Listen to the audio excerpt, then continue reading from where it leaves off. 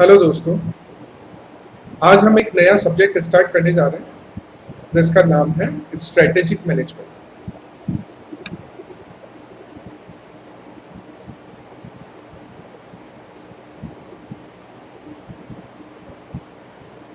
ये जो हमारा सब्जेक्ट है ये आता है हमारा सीएमए इंटर सेकंड ग्रुप में। सीएमए इंटर का जो सेकंड ग्रुप का 9th पेपर है। सेकंड ग्रुप का 9th पेपर कौन सा है? 9th पेपर अपना OMSM। तो यहाँ पर OM का मतलब है ऑपरेशन मैनेजमेंट और SM का मतलब है स्ट्रेटेजिक मैनेजमेंट। ये जो स्ट्रेटेजिक मैनेजमेंट वाला पोर्शन है ये आता है हमारे पेपर में 30 मार्क्स का। हम इसी सब्जेक्ट को यहाँ पर कवर करेंगे। अच्छा, हमारा जो ये स्ट्रेटेजिक मैनेजमेंट का है ये अगले 4 या 5 लेक्चर्स में कवर होगा, तो आप सारी वीडियोस देखें। उसके बाद हम ये लोग ये डिस्कशन करेंगे कि इस टॉपिक में किस तरह के क्वेश्चन पूछे जाते हैं और आपको उन क्वेश्चंस का आंसर किस तरह से करना है। तो चलिए स्टार्ट करते हैं अपना नया सब्जेक्ट स्ट्रेटेजिक मैनेजमेंट। अब यहाँ पर आप समझिए कि स्ट्रेटेजिक मैनेजमेंट आखिर होता क्या है। यहाँ पर दो अलग अलग वर्ड्स दिए हैं। एक वर्ड अपना है स्ट्रेटेजिक और एक वर्ड है अपना मैनेजमेंट। सबसे पहले बात कर लेते हैं स्ट्रेटेजिक की। स्ट्रेटेजिक जो बना है वो बना है स्ट्रेटेजी वर्ड से, और स्ट्रेटेजी का मतलब होता है लॉन्ग टर्म प्लान्स। यानी जो भी हम लॉन्ग टर्म प्लान्स बनाते हैं, जैसे आपका जो सीएमए का प्लान है वो लॉन्ग टर्म है, वो अगले 3-4 साल में जाके आप अचीव करेंगे। तो आप जो भी लॉन्ग टर्म प्लानिंग करते हैं, लॉन्ग टर्म प्लानिंग को कहा जाता है स्ट्रेटेजी। और मैनेजमेंट आप लोगों ने ऑलरेडी पढ़ा होगा, जिसमें आता है हमारा planning, organising, controlling, directing, decision making, काफी सारे टॉपिक है। ठीक है, किस तरह से वर्कर से, ह्यूमन से, मशीन से इफेक्टिवली और एफिशिएंटली वर्क करवाया जाए, उसी को मैनेजमेंट कहा जाता है। तो अगर मैं आपको एक पूरा वर्ड समझाऊं, strategic management, long term plans का मैनेजमेंट करना ही स्ट्रेटेजिक मैनेजमेंट है। हम जो भी लॉन्ग टर्म प्लानिंग करते हैं उसको मैनेज करना, क्योंकि लॉन्ग टर्म प्लानिंग फेल होने के चांसेस सबसे ज्यादा होते हैं, तो हमें उसको सबसे ज्यादा मैनेज करना पड़ता है। तो लॉन्ग टर्म प्लानिंग का मैनेजमेंट करना ही स्ट्रेटेजिक मैनेजमेंट। आपने जब मैनेजमेंट के बारे में पढ़ा होगा तो आपने ऑर्गेनाइजेशन में मैनेजमेंट 3 तरह का ऑर्गेनाइजेशनल मैनेजमेंट पढ़ा होगा, या टाइप्स आपने वो मैनेजमेंट के लेयर्स पढ़ी होगी। सबसे पहली होती है टॉप मैनेजमेंट, फिर आते हैं हमारे मिडिल मैनेजमेंट, फिर आता है हमारा लोअर मैनेजमेंट। अच्छा, आखिर होते क्या है top, middle, lower? Top management जो ऑर्गेनाइजेशन के पूरी ऑर्गेनाइजेशन के बारे में जो डिसीजन लेते हैं वो आते हैं टॉप मैनेजमेंट के अंदर। मिडिल मैनेजमेंट आते हैं जो एक पर्टिकुलर फंक्शन के बारे में डिसीजन लेते हैं। मान लीजिए कि कोई, जैसे कि एक ऑपरेशन मैनेजर है तो वो ऑपरेशन के बारे में डिसीजन ले रहा होगा। एक कोई सेल्स मैनेजर है तो वो सेल्स के बारे में डिसीजन ले रहा होगा। एक कोई परचेज मैनेजर है तो वो परचेज के बारे में डिसीजन ले रहा होगा। अगर कोई प्रोडक्शन मैनेजर है तो वो प्रोडक्शन के बारे में डिसीजन ले रहा होगा। तो वो आता है मिडिल मैनेजमेंट के अंदर। और लोअर मैनेजमेंट के अंदर आते हैं हमारे सबऑर्डिनेट्स, इन लोगों को सपोर्ट करने वाले। टॉप और मिडिल मैनेजमेंट को सपोर्ट करने वाले लोग होते हैं हमारे सबऑर्डिनेट्स। तो टॉप मैनेजमेंट पूरी ऑर्गेनाइजेशन के बारे में सोचता है, मिडिल मैनेजमेंट एक पर्टिकुलर फंक्शन के बारे में सोचते हैं, और लोअर मैनेजमेंट जो होते हैं वो सबऑर्डिनेट्स होते हैं, वो रूटीन वर्क करते हैं। अब बात कर लेते हैं इनकी प्लानिंग के बारे में। टॉप मैनेजमेंट, मिडिल मैनेजमेंट और लोअर मैनेजमेंट तीनों ही लेयर ऑफ मैनेजमेंट अपने अपने हिसाब से प्लान्स बनाते हैं। टॉप मैनेजमेंट की जो प्लानिंग होती है वो होती है लॉन्ग टर्म,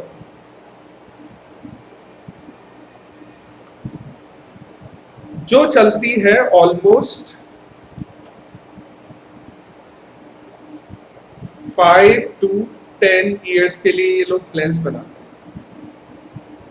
और मोर देन 10 ईयर्स भी हो सकती है इन लोगों की प्लान। मिडिल मैनेजमेंट की जो प्लानिंग होती है वो होती है मॉडरेट टर्म।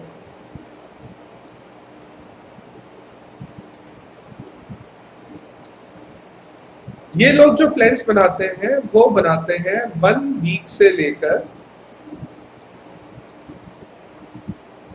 1 ईयर तक, और लोअर मैनेजमेंट की जो प्लानिंग होती है वो होती है शॉर्ट टर्म। लोअर मैनेजमेंट जो प्लानिंग करते हैं, लोअर मैनेजमेंट वाले जो मैनेजर प्लानिंग करते हैं, वो अपने प्लान्स डेली बनाते, रूटीन बनाते। अच्छा, यहाँ पर लॉन्ग टर्म जो प्लानिंग है, लॉन्ग टर्म प्लानिंग को कहा जाता है स्ट्रेटेजी, जो हमने ऑलरेडी डिस्कशन किया था कि स्ट्रेटेजी का मतलब क्या है। मॉडरेट टर्म जो प्लानिंग होती है उसको कहा जाता है टैक्टिक्स, और शॉर्ट टर्म जो प्लानिंग होती है उसको कहा जाता है ऑपरेशनल प्लानिंग।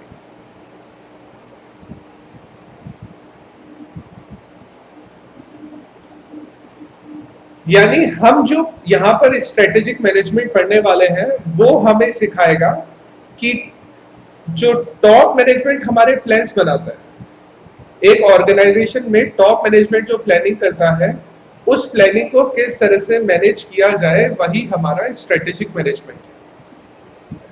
अच्छा, अब यहाँ पर आप थोड़ा सा और समझिए। हमारे पास 3 लेयर ऑफ मैनेजमेंट है। एक हमारे पास हो गया टॉप, एक हो गया हमारे पास में मिडिल, और एक हो गया हमारे पास में लोअर मैनेजमेंट। मैंने आपको बताया टॉप मैनेजमेंट जो प्लान्स बनाता है, टॉप मैनेजमेंट की प्लानिंग को कहा जाता है स्ट्रेटेजी, मिडिल मैनेजमेंट की प्लानिंग को कहा जाता है टैक्टिकल प्लानिंग, और लोअर मैनेजमेंट की प्लानिंग को कहा जाता है ऑपरेशनल प्लानिंग।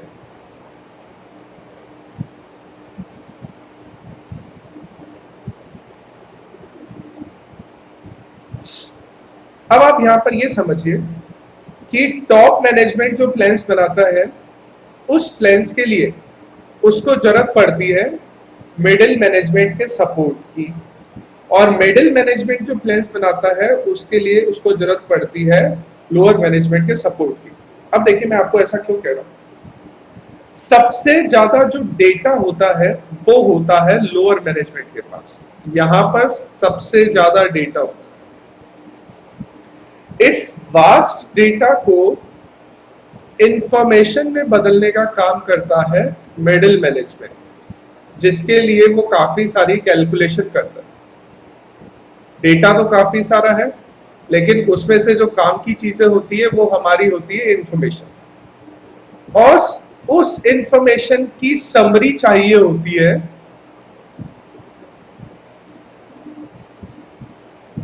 टॉप मैनेजमेंट, और उस समराइज्ड इंफॉर्मेशन से टॉप मैनेजमेंट डिसीजन लेता है, टॉप मैनेजमेंट प्लान्स बना। जैसे कि हम यहाँ पर एग्जांपल से समझ लेते हैं, अपने अकाउंट से ही समझ लेते हैं। जनरल एंट्रीज करना, लेजर बनाना, ट्रायल बैलेंसेस बनाना, ये सारा काम होता है लोअर मैनेजमेंट का। अच्छा, इसके बाद मिडिल मैनेजमेंट का क्या काम हुआ? मिडिल मैनेजमेंट का काम हुआ कैलकुलेशन करके फाइनेंशियल मैनेजमेंट करना, जिसको हम बोलते हैं फाइनेंशियल एनालिसिस, फाइनल अकाउंट्स बनाना,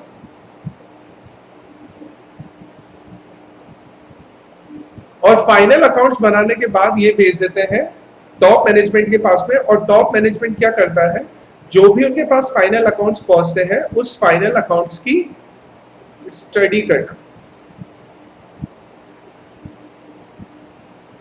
अच्छा, टॉप मैनेजमेंट सिर्फ अपने फाइनेंशियल्स की स्टडी नहीं करते। टॉप मैनेजमेंट जो स्टडी करते हैं वो दूसरी कंपनीज के फाइनेंशियल की भी स्टडी करते हैं, और साथ में इंडस्ट्री के फाइनेंशियल्स की भी स्टडी करते हैं। जैसे कि मान लीजिए आज भारतीय एयरटेल को अगर कोई प्लान्स बना दे, तो एयरटेल अपने प्लान्स बनाएगी तो वो स्टडी करेगी जियो की, जो अदर कंपनी है, वो स्टडी करेगी आइडिया की, वो स्टडी करेगी वोडाफोन की, वो स्टडी करेगी बीएसएनएल की, और उसके बाद वो अपने प्लान्स बनाएगी। लेकिन वो अदर कंपनीज के साथ साथ वो स्टडी करेगी टेलीकॉम इंडस्ट्री की भी। यानी टॉप मैनेजमेंट को अपनी ऑर्गेनाइजेशन के साथ साथ दूसरी ऑर्गेनाइजेशन के समरी रिपोर्ट्स को भी देखना पड़ता है और इंडस्ट्री को भी देखना पड़ता है, और उसके हिसाब से वो अपने डिसीजन लेते हैं। इसीलिए टॉप मैनेजमेंट के लिए वे डिसीजन सबसे ज्यादा क्रिटिकल होते हैं। अगर मैं आपको यहाँ पर क्रिटिकलनेस के हिसाब से समझाऊं, तो हमारे पास जो 3 तरह का लेवल ऑफ मैनेजमेंट है, हमारे पास में है टॉप, हमारे पास में है मिडिल, हमारे पास में है लोअर मैनेजमेंट। तो टॉप मैनेजमेंट जो डिसीजन लेता है वो सबसे ज्यादा क्रिटिकल डिसीजंस होते हैं, क्योंकि उनके डिसीजंस पर ऑर्गेनाइजेशन का फ्यूचर बेस्ड होता है। मिडिल मैनेजमेंट के जो डिसीजंस होते हैं वो कम क्रूशियल होते हैं, लेकिन स्टिल ऑर्गेनाइजेशन पर बहुत बड़ा इम्पैक्ट डालते हैं। और लोअर मैनेजमेंट के जो डिसीजन है वो बहुत ही क्रूशियल, यानी बहुत ही कम क्रूशियल होते हैं,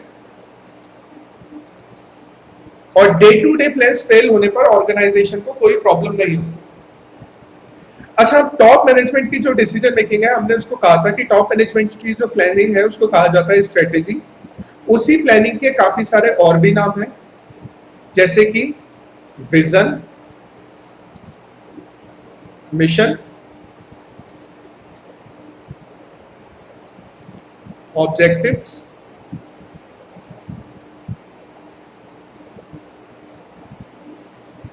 मिडिल मैनेजमेंट की जो प्लानिंग है उसको कहा जाता है यहां पर ऑब्जेक्टिव्स, गोल्स। बस ध्यान रखना, मैंने 2 जगह ऑब्जेक्टिव लिखा है, ये तो लॉन्ग टर्म ऑब्जेक्टिव है, ये मॉडरेट टर्म ऑब्जेक्टिव है। और लोअर मैनेजमेंट की जो प्लानिंग होती है उसको कहा जाता है routine planning, day to day planning. ठीक है, चलिए अब हम इन्हीं सारे टॉपिक पर डिस्कस करेंगे यहाँ पर कि क्या विजन होता है, क्या मिशन होता है, क्या ऑब्जेक्टिव होता है, क्या गोल्स होते हैं, टॉप मैनेजमेंट की जो प्लानिंग होती है वो किस तरह से होती है, मिडिल मैनेजमेंट की जो प्लानिंग होती है वो किस तरह से होती है, आखिर स्ट्रेटेजी क्या होती है, स्ट्रेटेजिक मैनेजमेंट क्या होता है, उसको किस तरह से मैनेज किया जाता है। तो अब यहाँ पर हम स्टार्ट कर रहे हैं सबसे पहला topic, introduction. Introduction of strategic management. अगर आपको यहाँ पर स्ट्रेटेजिक मैनेजमेंट का इंट्रोडक्शन समझना है तो आपको उसके लिए एक कंसेप्ट समझना पड़ेगा। वो कंसेप्ट है 5 स्टेप कंसेप्ट। 5 steps concept. अच्छा, ये 5 स्टेप कंसेप्ट आपको पूरी स्ट्रेटेजिक मैनेजमेंट में याद रखना है। यही सबसे इंपॉर्टेंट चीज है पूरे स्ट्रेटेजिक मैनेजमेंट। 5 स्टेप कंसेप्ट आखिर होता है, ऑर्गेनाइजेशन आज कहां पर स्टैंड कर रही है, where are we now.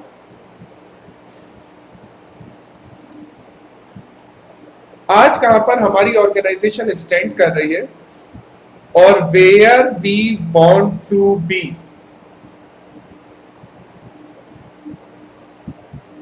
Where we want to be, हम कहां जाना चाहते हैं, आज हम कहां पर हैं। आज मान लीजिए हमारी ऑर्गेनाइजेशन की जो है वो है इंडिया में 970th पोजीशन, और हम पहुंचना चाहते हैं अगले 5 साल में टॉप 500।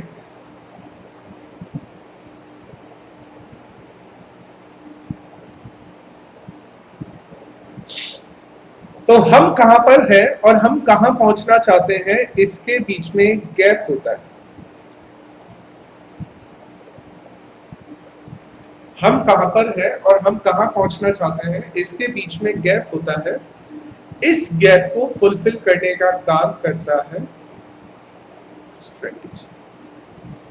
अगर ये गैप आपको फिल करना है कि आप कहां पर हैं और आप कहां पर पहुंचना चाहते हैं, अच्छा डेफिनेटली आप अपवर्ड्स ही देखेंगे पहुंचना चाहते हैं, तो ऐसा कोई नहीं देखता कि आज मेरी 970 रैंक है और अगले 4 साल में 5 साल में मुझे 1500 रैंक पर पहुंचना है, ऐसा कोई नहीं चाहेगा। आप हमेशा अपवर्ड्स ही देखना चाहेंगे।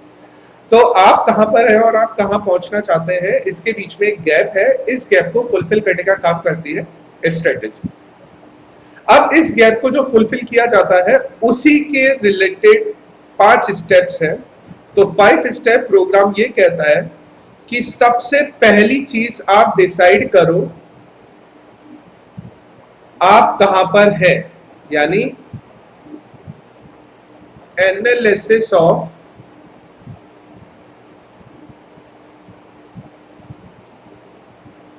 Present situation.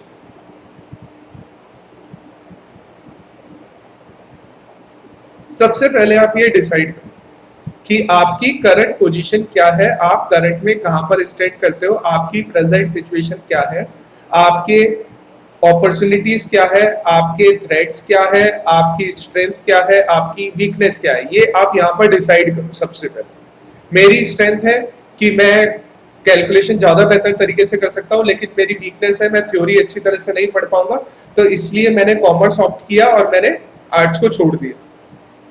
ठीक है, तो मेरी एक स्ट्रेंथ है, मेरी एक वीकनेस है, मैं उसके हिसाब से अपने डिसीजंस लेता हूं। दूसरा, आपने जब अपनी प्रेजेंट सिचुएशन का एनालिसिस कर लिया तो दूसरा काम होगा आपका, आप कहां पर हैं, फर्स्ट आप कहां जाना चाहते हैं, मतलब एनालिसिस ऑफ फ्यूचर।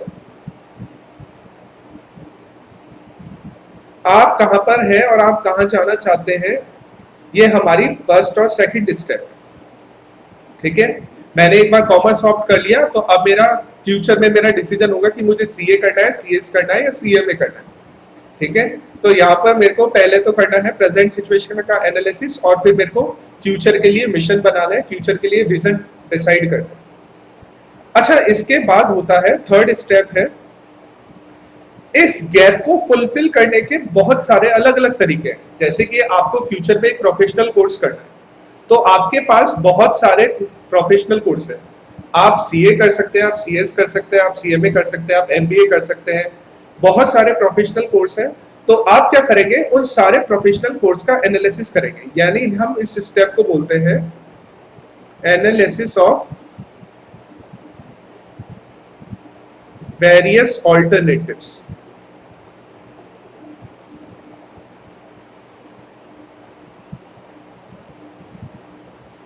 उसके बाद हमने सारे एनालिसिस कर लिए, अब हम क्या करेंगे, उनमें से जो एनालिसिस हमें सबसे ज्यादा पसंद आएगा वही हम सेलेक्ट करेंगे। तो फोर्थ स्टेप हो गई हमारी selection of best alternative.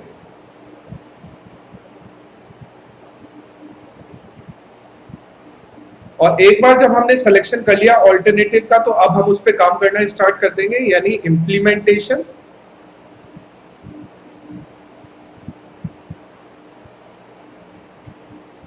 Execution and control, हम ये स्टार्ट कर देंगे। ये हमारी 5 स्टेप कंसेप्ट है। देखिए, मैंने जो आपको अभी बताया था स्ट्रेटेजिक मैनेजमेंट में हम जो 5 स्टेप पढ़ते हैं, वो 5 स्टेप हमारे पास में ये रहे। पहली स्टेप क्या थी, वेयर आर वी नाउ, यानी हम हमारी प्रेजेंट सिचुएशन का एनालिसिस करते हैं। सेकंड स्टेप थी हमारी where we want to go. Third step है analysis of various alternatives. Fourth step है सिलेक्शन ऑफ बेस्ट ऑल्टरनेटिव और फिफ्थ स्टेप है implementation, execution, monitoring and control. इस तरह से हमारी ये 5 स्टेप्स है और इन्हीं 5 स्टेप के बेस पर हमारा पूरा एसएम का जो सब्जेक्ट है वो यहाँ पर हम पढ़ेंगे। तो चलिए, सबसे पहले यहाँ पर दिया हुआ है स्ट्रेटेजिक लेवल्स इन ऑर्गेनाइजेशन। सबसे पहला टॉपिक है अपना, अपन यहाँ पर स्ट्रेटेजिक मैनेजमेंट का इंट्रोडक्शन पढ़ रहे हैं। तो इस स्ट्रेटेजिक मैनेजमेंट के इंट्रोडक्शन में सबसे पहला टॉपिक दिया हुआ है स्ट्रेटेजिक लेवल्स इन ऑर्गेनाइजेशन। जैसे आपने अभी समझा कि एक ऑर्गेनाइजेशन में 3 तरह का मैनेजमेंट होता है। आपको ऑलरेडी पढ़ा हुआ भी है, टॉप मैनेजमेंट, मिडिल मैनेजमेंट और लोअर मैनेजमेंट। वैसे ही टॉप मैनेजमेंट की भी 3 लेयर्स होती है। टॉप मैनेजमेंट की भी 3 लेयर्स होती है। पहली है कॉर्पोरेट लेवल, दूसरी है बिजनेस लेवल और तीसरी है functional level. Corporate level, business level और फंक्शनल लेवल। अब देखिए कॉर्पोरेट लेवल में हम यहाँ पर देखिए लिखना हमें क्या है, जैसा मैंने आपको नोट्स दिया हुआ है आपको लिखना एग्जाम में उसी तरह से। हम यहाँ पर समझने के लिए सिर्फ अंडरलाइन की हुई चीजों को ही पढ़ेंगे। देखिए यहाँ पर देखिए कौन कौन आते हैं हमारे पास में। सबसे पहले स्टार्ट कर रहे हैं अपन कॉर्पोरेट लेवल। तो कॉर्पोरेट लेवल में आते हैं, the corporate level of management consist of, कौन कौन आते हैं, चीफ एग्जीक्यूटिव ऑफिसर हमारा सीईओ, अदर सीनियर एग्जीक्यूटिव्स यानी CFO, COO, chief finance officer, chief operating officer, chief information officer. उसके अलावा आते हैं हमारे board of directors and other corporate staff. अच्छा, ये लोग ऑर्गेनाइजेशन के सबसे टॉप पे होते हैं, ये लोग ऑर्गेनाइजेशन के एक्चुअल लीडर्स होते हैं। इनका जो रोल होता है, इनका जो काम होता है, इनका जो काम यहां पर देखो ये लिखा हुआ है, defining the mission and goals of the organisation. ये बताते हैं कि ऑर्गेनाइजेशन का गोल क्या है, ऑर्गेनाइजेशन का विजन क्या है, ऑर्गेनाइजेशन का मिशन क्या है। उसके अलावा determining what business it should be in, इन्हें कौन सा नया बिजनेस स्टार्ट करना है, कौन से पुराने बिजनेस को बंद करना है, रिट्रेचमेंट करना है, किस तरह की स्ट्रेटेजी बनानी है, ये लोग डिसाइड करते हैं। Allocating resources among different businesses, जितना भी man, machine, material, man power, जो भी कुछ है इनके पास में अवेलेबल, उनको किस तरह से अलग अलग बिजनेस में डालना है। और फॉर्मुलेटिंग एंड इंप्लीमेंटिंग स्ट्रेटेजीज, हर एक बिजनेस के लिए अलग तरह की स्ट्रेटेजीज ये लोग बनाते हैं। और इनका जो प्रिंसिपल जनरल मैनेजर होता है, जो इनका हेड होता है, वो होता है यहाँ पर सीईओ। आप इसको एक बार पढ़ के देख लेना। उसके बाद हमारा नेक्स्ट है बिजनेस लेवल। टॉप मैनेजमेंट का टॉप हो गया कॉर्पोरेट, टॉप मैनेजमेंट का मिडिल पार्ट है वो है बिजनेस लेवल। अच्छा, बिजनेस क्या होता है, बिजनेस एक सेल्फ कंटेंट डिवीजन है। सेल्फ कंटेंट डिवीजन का मतलब जिसमें उसके पास, जैसे कि आप देखिए, मैं आपको यहाँ पर एक एग्जांपल देता हूँ। हम यहाँ पे एक एग्जांपल से समझ लेते हैं। जैसे रिलायंस ग्रुप, रिलायंस ग्रुप तो एक कॉर्पोरेट लेवल है। रिलायंस ग्रुप का एक बिजनेस है रिलायंस पेट्रोलियम। पेट्रोलियम एक बिजनेस यूनिट है जो बिजनेस लेवल के अंदर आई।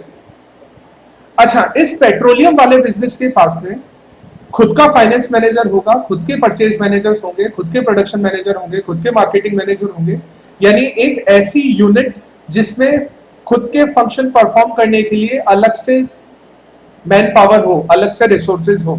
जैसे यहाँ पे सेल्फ कंटेंट डिवीजन लिखा हुआ है, विद इट्स ओन फंक्शन, खुद के फंक्शन है। एग्जांपल दिए हुए, फाइनेंस है, परचेजिंग है, प्रोडक्शन है, मार्केटिंग है। दैट प्रोवाइड ए प्रोडक्ट और service for a particular market. जैसे आपको ये तो नहीं समझ में आएगा कि रिलायंस ग्रुप कौन से मार्केट में है, लेकिन जैसे ही हम आपको बोलेंगे रिलायंस पेट्रोलियम, तो आपको समझ में आ जाएगा कि हम बात कर रहे हैं पेट्रोलियम बिजनेस से, मार्केट, पेट्रोलियम इंडस्ट्री से related market. The principal general manager at business level, और इनको कहा जाता है बिजनेस लेवल मैनेजर्स। इनके जो हेड होते हैं, जैसे रिलायंस ग्रुप का हेड है वो तो हो गया हमारा सीईओ, और जो पेट्रोलियम का हेड है वो हो गया बिजनेस लेवल मैनेजर। ये बिजनेस लेवल मैनेजर है, ठीक है। द स्ट्रेटेजिक रोल, अच्छा अब इनका काम क्या है, इनका काम है कि जो कॉर्पोरेट लेवल वालों ने इनको रिसोर्सेज एलोकेट किए हैं उनको किस तरह से इफेक्टिवली यूज किया जाए, या उन्होंने जो भी प्लानिंग इनको बताई है, यानी कॉर्पोरेट लेवल ने जो भी प्लानिंग बिजनेस लेवल मैनेजर्स को बताई है उनको किस तरह से ढंग से इंप्लीमेंट किया जाए ऑर्गेनाइजेशन में। तो इनका काम है to translate the general statement of direction and intent that come from the corporate level. जो भी डायरेक्शन कॉर्पोरेट लेवल की तरफ से आया है उसको अपने हिसाब से ट्रांसलेट करने का काम करते हैं बिजनेस लेवल मैनेजर्स। मैं जैसे यहाँ पे आपको एक एग्जांपल से समझा दूं। जैसे एक कॉलेज के अंदर प्रिंसिपल है,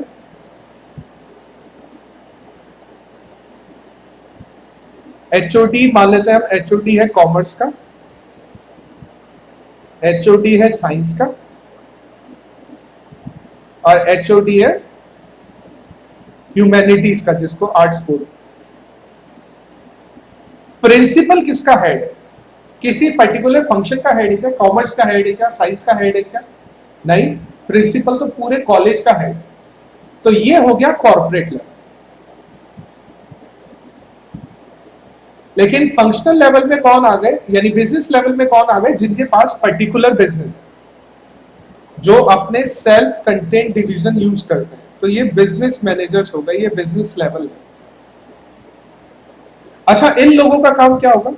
प्रिंसिपल ने इनको जो भी बताया है या जो भी स्ट्रेटेजी इनको कन्वे की है, उस स्ट्रेटेजी को अपने हिसाब से इंप्लीमेंट करने का काम करेंगे।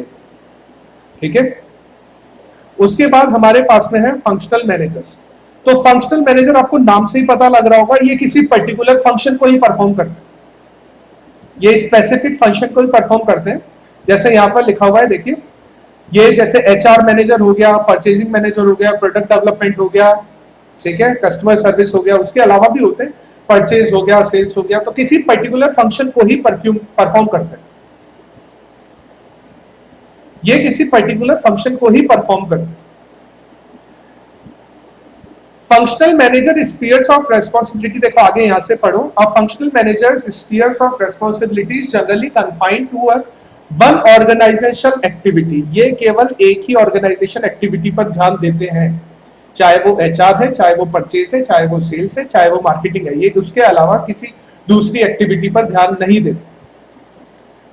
ठीक है, जैसे एचओडी कॉमर्स का है, तो वो क्या करेगा? वो सिर्फ कॉमर्स वाले फंक्शन पर ध्यान देगा। वो ये चाहेगा कि कॉमर्स में स्टूडेंट्स पढ़े, साइंस में बढ़ रहे हैं नहीं बढ़ रहे, ह्यूमैनिटीज में बढ़ रहे हैं नहीं बढ़ रहे, उसे कोई लेना देना नहीं।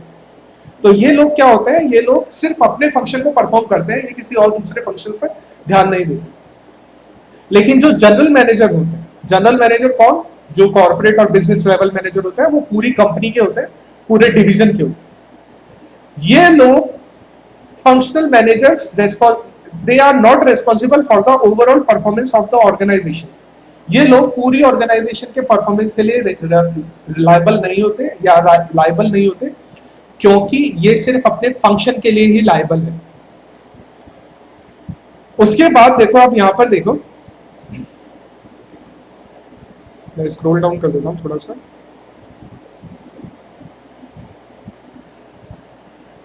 फंक्शनल मैनेजर्स जो होते हैं, यहां से पढ़ो, more over functional managers provide most of the information that makes it possible for business and corporate level manager to formulate realistic and attainable strategy. अच्छा देखो, मैं आपको समझाता हूं इसको।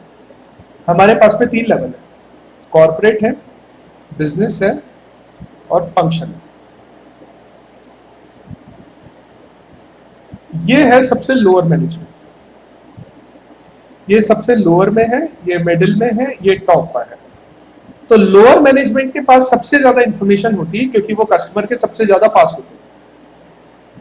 ये अपनी इंफॉर्मेशन ट्रांसफर करते हैं, अपनी इंफॉर्मेशन ट्रांसफर करते हैं बिजनेस लेवल मैनेजर्स को, और बिजनेस लेवल मैनेजर्स उस इंफॉर्मेशन को ट्रांसफर करते हैं कॉर्पोरेट लेवल मैनेजर्स को। यानी फंक्शनल मैनेजर्स के पास जो डेटा होता है, वही डेटा यूज किया जाता है बिजनेस मैनेजर्स के द्वारा, और वही डेटा यूज किया जाता है जब कॉर्पोरेट लेवल मैनेजर्स स्ट्रेटेजी बनाते हैं। तो यहां पर यह है कि सबसे ज्यादा डेटा इन्हीं के पास में होता है, तो ये हेल्प करते हैं बिजनेस और कॉर्पोरेट लेवल मैनेजर्स को स्ट्रेटेजी बनाने के लिए, बिकॉज दे आर क्लोजर। फिर हम यहां पर थे, because they are closer to the customer than the typical general manager. जो ऊपर वाले मैनेजर्स हैं, यानी कॉर्पोरेट और बिजनेस मैनेजर्स, उनसे ज्यादा क्लोज होते हैं कस्टमर। तो ये लोग, इनके पास सबसे ज्यादा डेटा होता है, और ये स्ट्रेटेजी बनाने में हेल्प करते हैं उस डेटा के थ्रू। तो हमारे पास यहाँ पर आप समझोगे तो 3 तरह के लेवल ऑफ मैनेजमेंट है। पहला है कॉर्पोरेट लेवल, जो टॉप मैनेजमेंट का भी टॉप पार्ट है, वो ऑर्गेनाइजेशन के एक्चुअल लीडर्स हैं। वो लोग डिसाइड करते हैं कि कौन से नए बिजनेस स्टार्ट करने हैं, कौन से पुराने बिजनेस बंद करने हैं। वो लोग डिसाइड करते हैं कि कौन से बिजनेस में किस तरह के रिसोर्सेज डालने हैं। वो लोग डिसाइड करते हैं हर एक बिजनेस का अपना अपना अपनी अपनी स्ट्रेटेजीज। कॉर्पोरेट लेवल, वो लोग ऑर्गेनाइजेशन के एक्चुअल लीडर्स होते हैं, दूसरा है बिजनेस लेवल मैनेजर्स, वो एक पर्टिकुलर बिजनेस को ओन करते हैं, उनके पास खुद के फंक्शन को परफॉर्म करने के लिए मैनेजर्स होते हैं, और उन लोगों का काम क्या होता है, जो कॉर्पोरेट लेवल मैनेजर्स ने स्ट्रेटेजीज बनाई है उनको अपने हिसाब से ट्रांसलेट करने का काम करते हैं। और तीसरा होता है फंक्शनल मैनेजर्स, ये भी टॉप मैनेजमेंट के अंदर ही होता है, लेकिन इन लोगों का काम एक पर्टिकुलर फंक्शन को परफॉर्म करना है, ये लोग पूरी ऑर्गेनाइजेशन के लिए रेस्पॉन्सिबल नहीं होते, और इन लोगों के पास सबसे ज्यादा डेटा होता है क्योंकि ये कस्टमर के सबसे ज्यादा क्लोज होते हैं, और उस डेटा को यूज किया जाता है कॉर्पोरेट और बिजनेस लेवल मैनेजर्स के थ्रू द्वारा, ताकि वो अपनी स्ट्रेटेजीज बना सके। तो अब आप ये जो तीन हमारे पास ऑर्गेनाइजेशन दिया, तीन ऑर्गेनाइजेशनल स्ट्रक्चर दिए हुए हैं यहाँ पर टॉप मैनेजमेंट के, आप इनको एक बार पढ़कर देख लीजिए।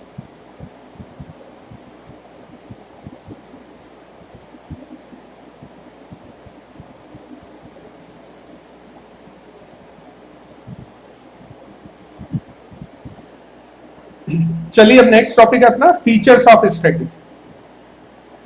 फीचर्स ऑफ स्ट्रेटेजी में फर्स्ट फीचर यहां पर दिया हुआ है, strategy is important to foresight.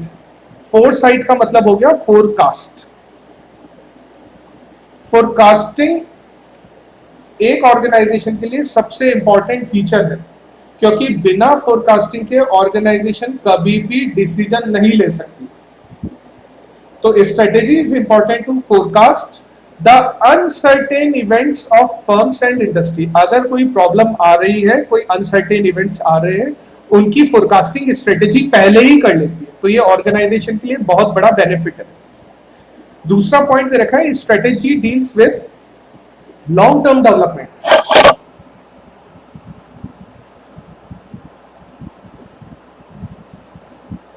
दूसरा पॉइंट दे रखा है, strategy deals with long term development, यानी जो स्ट्रेटेजी है वो लॉन्ग टर्म डेवलपमेंट से डील करती है। आपको जैसे आगे आने वाले 5-10 साल के बारे में कुछ सोचना है, तो आप उसके लिए बनाओ strategy, rather than routine operation. ये रूटीन ऑपरेशंस पर बिल्कुल भी ध्यान नहीं देती है, रूटीन का मतलब डेली ऑपरेशंस पर ध्यान नहीं देती है। स्ट्रेटेजी फोरकास्टिंग करती है लॉन्ग टर्म के लिए, शॉर्ट टर्म के लिए फोरकास्टिंग नहीं करती। थर्ड पॉइंट दे रखा है, strategy is created to deal behaviour of customers and competitors. आप जो भी स्ट्रेटेजी बना रहे हो, आप किसके लिए बना रहे हो? अपना प्रोडक्ट सेल करने के लिए। और अपना प्रोडक्ट सेल कब कर पाओगे? जब वो कस्टमर को पसंद आएगा। तो आप स्ट्रेटेजी बनाने के लिए सबसे पहले कस्टमर का बिहेवियर रीड करो, और साथ में आपके कॉम्पिटिटर्स का बिहेवियर भी रीड करो, ताकि आपको पता लग सके कि आपको किस तरह की प्राइसिंग स्ट्रेटेजी करनी है, किस तरह की मार्केटिंग स्ट्रेटेजी करनी है। जैसे कि आज हम एग्जांपल दें, आज एयरटेल, जियो, वोडाफोन, आइडिया, ये लोग अगर अपनी टैरिफ प्लान के बारे में डिसाइड करते हैं तो अपने कॉम्पिटिटर को देखकर भी डिसाइड करते हैं कि कॉम्पिटिटर ने क्या प्राइस रख रखी है। उसके बाद है strategy is a well defined road map of the organisation. अच्छा, वेल डिफाइंड रोड मैप का मतलब क्या होता है, ये समझो। रोड मैप का मतलब है नक्शा। रोड मैप वही मैप है। अगर आप किसी रास्ते पर जा रहे हो और आपके पास मैप नहीं है, तो आपको पता है क्या कि आप डेस्टिनेशन पे पहुंचोगे या नहीं पहुंचोगे? आप किसी भी रास्ते पर निकल गए रैंडम, और आपको किसी पर्टिकुलर डेस्टिनेशन पर पहुंचना है। आप उस पर्टिकुलर डेस्टिनेशन पर तब तक नहीं पहुंच पाओगे जब तक आपके पास में मैप नहीं है। तो स्ट्रेटेजी आपकी ऑर्गेनाइजेशन को एक रोड तो देता ही देता है, रोड का मतलब आपको एक पाथ तो देता ही देता है ऑर्गेनाइजेशन को, साथ में आपको एक मैप भी देता है ताकि आप अपने डेस्टिनेशन पर पहुंच सको, जिसके लिए वो डिफाइन करता है overall mission, vision and direction, कि क्या मिशन है, क्या विजन है और क्या डायरेक्शन। उसके बाद नेक्स्ट पॉइंट दे रखा है, the objective of a strategy to maximise organisation strength. क्योंकि आपकी जो फर्स्ट स्टेप होती है स्ट्रेटेजी की, वो क्या होती है कि आप अपनी करंट सिचुएशन का एनालिसिस करते हो, तो उसमें आपकी स्ट्रेंथ भी आती है। तो आप स्ट्रेटेजी के थ्रू क्या करना चाहोगे? अपनी स्ट्रेंथ को तो बढ़ाना चाहोगे और minimise the strength of competitor, आप अपने कॉम्पिटिटर के स्ट्रेंथ को कम करना चाहोगे। और लास्ट पॉइंट दे रखा है, strategic management is considered as either decision making and planning or set of object activities related to formulation and implementation of strategy.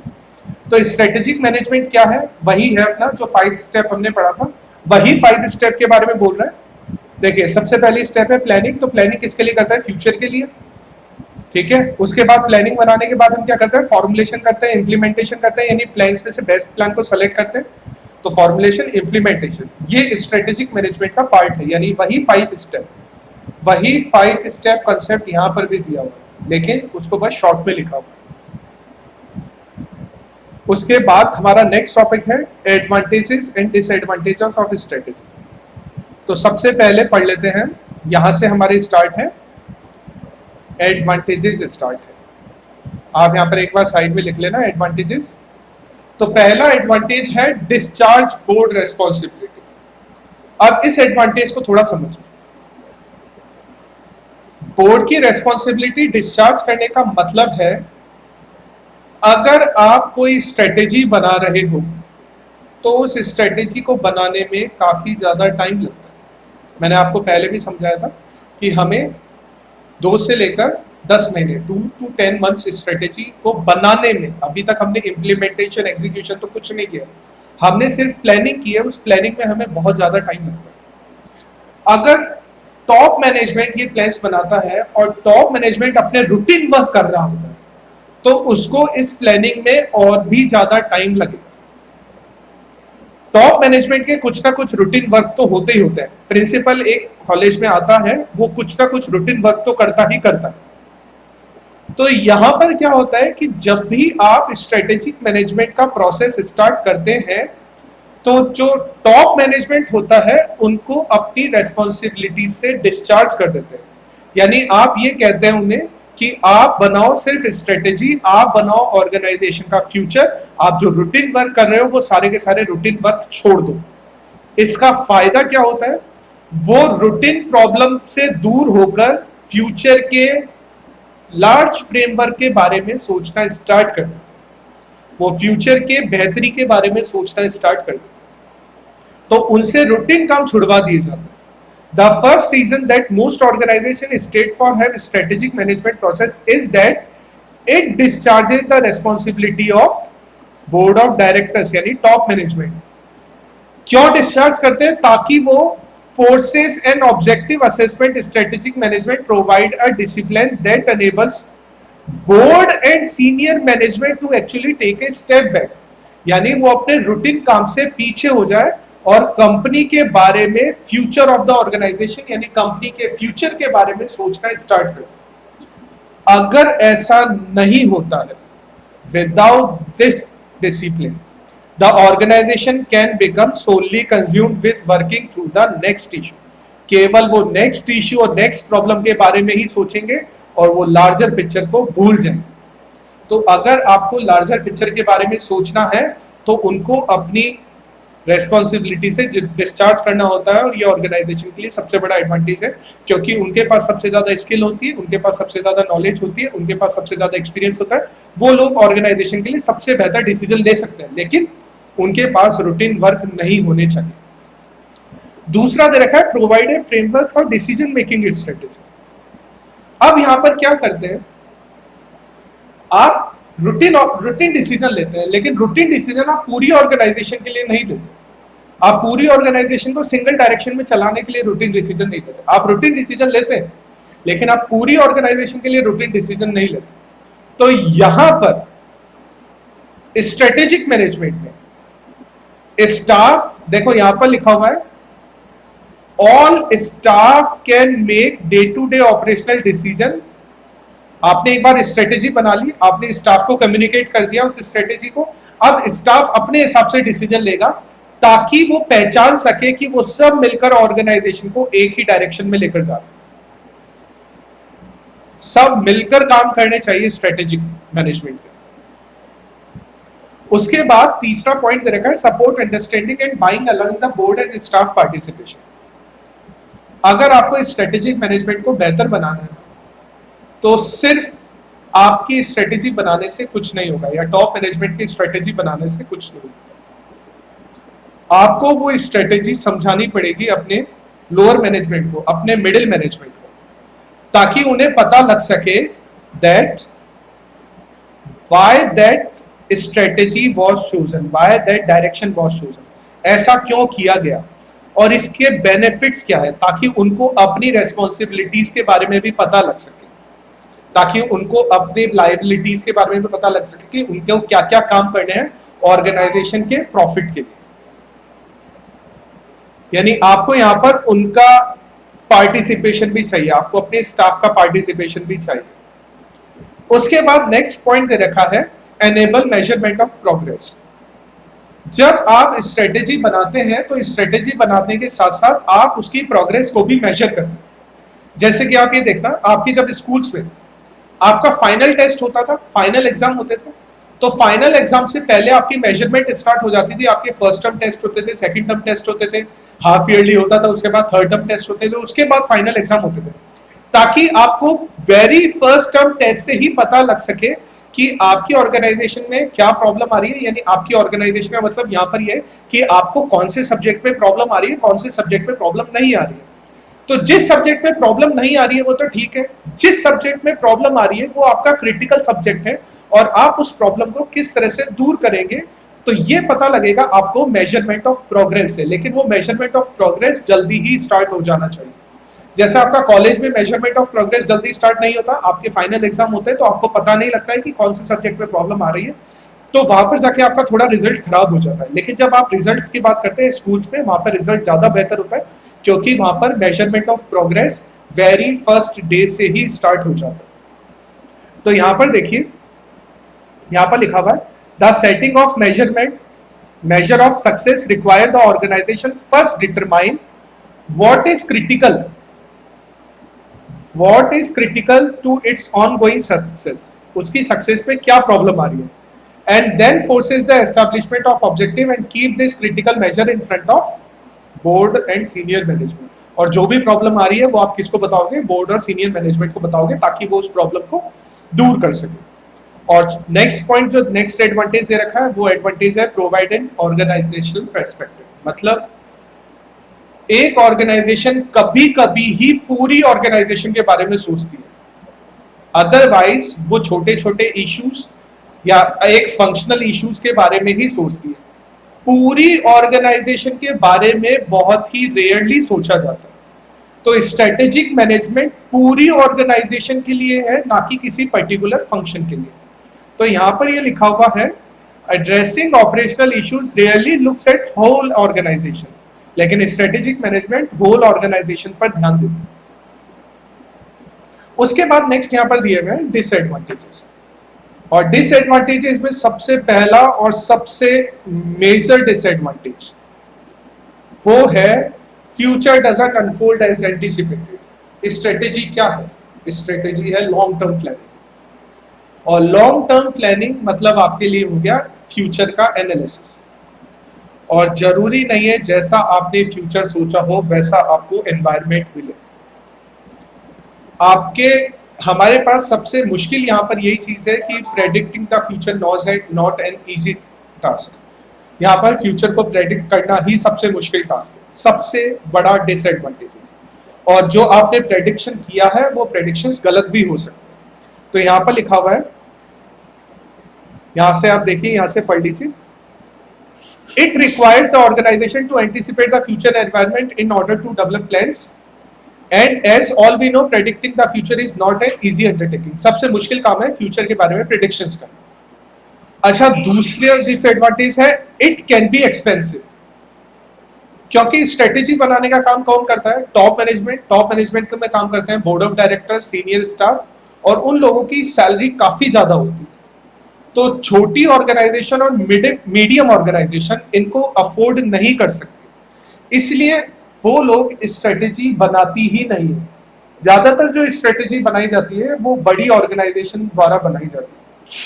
तो यहाँ पर लिखा हुआ है there is no doubt that the not for profit sector there are many organisation that can not afford to hire an external consultant. वो external consultant को hire नहीं कर सकते क्योंकि फीस काफी ज्यादा होती है। तीसरा दे रखा है long term benefit versus immediate result. आप स्ट्रेटेजी से हमेशा लॉन्ग टर्म बेनिफिट ही अचीव कर सकते हो, इमीडिएट रिजल्ट आपको कभी भी नहीं मिलेंगे, क्योंकि अगर आपको इमीडिएट रिजल्ट चाहिए तो आपको उसके लिए बनाने पड़ेंगे रूटीन प्लान्स। स्ट्रेटेजी कभी भी आपको इमीडिएट क्राइसिस में हेल्प नहीं करेगा, स्ट्रेटेजी आपको हमेशा लॉन्ग टर्म बेनिफिट ही देगा। तो यहाँ पर कुछ लोगों को ऐसा लगता है कि आपने स्ट्रेटेजी बना ली तो इमीडिएट जो क्राइसिस होंगे उनके लिए भी स्ट्रेटेजी काम करेगी, लेकिन ऐसा कभी भी नहीं होगा। स्ट्रेटेजी आपको केवल लॉन्ग टर्म बेनिफिट की तरफ लेकर जाएगी, इमीडिएट क्राइसिस के लिए आपको दूसरी तरह की प्लानिंग करनी पड़ेगी, जिसको हम टेक्टिकल प्लानिंग बोलते हैं, जिसको हम ऑपरेशनल प्लानिंग बोलते हैं। उसके बाद नेक्स्ट पॉइंट रखा है इम्पीड्स का मतलब, यहाँ पे इम्पीड्स का मतलब है slow down. Impedes flexibility, impedes flexibility का मतलब क्या है?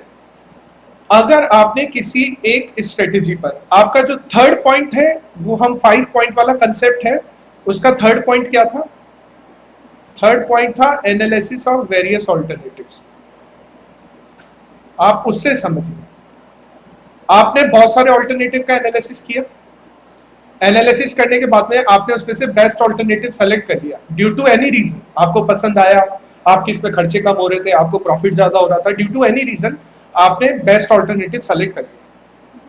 लेकिन एक बार आपने स्ट्रेटेजिक मैनेजमेंट प्रोसेस को स्टार्ट कर दिया, तो अगर आपको और कोई अपॉर्चुनिटी मिलती है मीनवाइल, तो आप उन अपॉर्चुनिटीज को ग्रैब नहीं कर पाएंगे। रीजन क्या है उसके पीछे? जैसे कि मान लो आपने सीए और सीएमए दो वहां पे देखे थे, एनालिसिस किए थे, और आपने चूज किया सीएमए ओवर सीए। रीजन क्या था? कि सीएमए का टाइम ड्यूरेशन ज्यादा है और सीएमए में लगने वाला टाइम ड्यूरेशन कम है। आपने, और कोई भी रीजन हो सकते हैं, मैं आपको सिर्फ एक एग्जांपल से समझा रहा हूं। आपने सीए और सीएमए दोनों ऑल्टरनेटिव एनालिसिस किए और आपने उनमें से बेस्ट चूज किया आपके लिए सीएमए, क्योंकि इसका टाइम ड्यूरेशन कम है। मान लो आपने सीएमए स्टार्ट कर दिया, आपने फाउंडेशन कर लिया, आप इंटर में चले गए, इंटर में आपने 6 महीने कंप्लीट कर लिया।